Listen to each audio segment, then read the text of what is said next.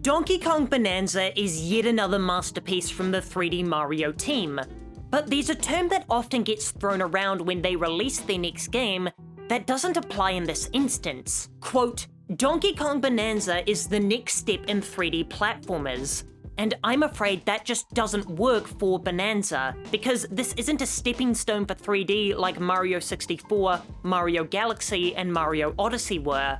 No, Donkey Kong Bonanza is the secret sequel to Super Mario Sunshine. Amongst the pantheon of 3D Mario titles, Sunshine is frequently seen as a lesser god, with some outright calling it blasphemous. Now, if we're discussing the quality of Sunshine compared to its brethren, then I would call them heathens, but what makes Sunshine and in turn Bonanza unique amongst these installments is their design philosophy. See, the appeal of Mario as a brand comes from his ubiquity.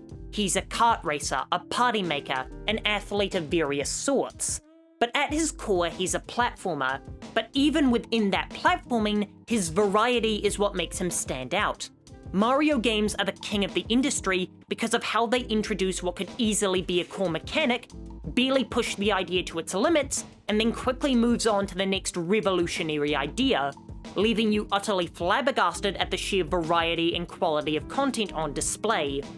Except for Mario Sunshine, which pushes the flood mechanic well beyond its limits and truly builds an entire game around one idea. See, I believe the reason Mario Sunshine is so divisive comes down to the flood, where if you don't like the mechanic, there's no escaping it. The beauty of Mario 64 and Odyssey were how if you didn't like a challenge, you could ignore it and pursue more exciting objectives. And this brings us to Donkey Kong Bonanza, which is similarly built entirely around one mechanic, smashing everything into oblivion. Now, if you're expecting a sequence about why Bonanza has been universally celebrated where Sunshine hasn't, allow me to spell it out for you. Smashing is more fun than squirting. I didn't hear that until I said it out loud. Screw it, it stays in. But enough preamble. This is why Donkey Kong Bonanza, the amazing game that it is, can't be the legacy of platformers going forward. It simply isn't creative enough. And that's the beauty of not just the game, but the entire 3D platforming genre. See, you can't get a more liberating genre than 3D platformers. There's no shooter tag that requires you to have a projectile weapon, or RPG moniker that requires you to have stats and builds, just a character in a 3D environment with gameplay based around movement. And over the decades, we've seen this genre cascade in wildly different directions. From the hyper-action style of Ratchet & Clank, the mind-melting narrative of Psychonauts, and the stylish presentation of Jet Set Radio.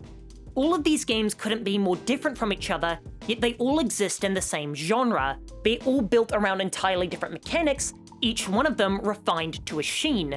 Yet none of them were decreed the next step in 3D platformers. Instead, they were branch evolutions of 3D platformers, fulfilling a new niche.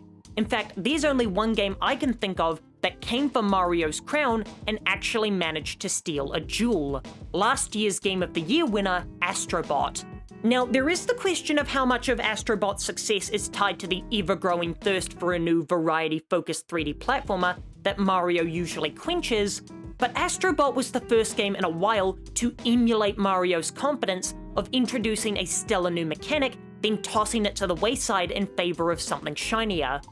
It also was assisted by the cameo bots, giving the game a sense of diversity not felt outside of Super Smash Bros.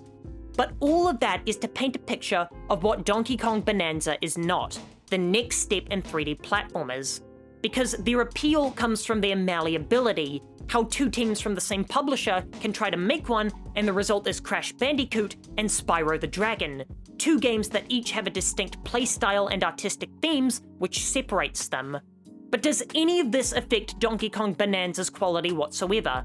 No. In fact, its singular focus makes it that much more pristine when in the hands of one of history's most talented teams.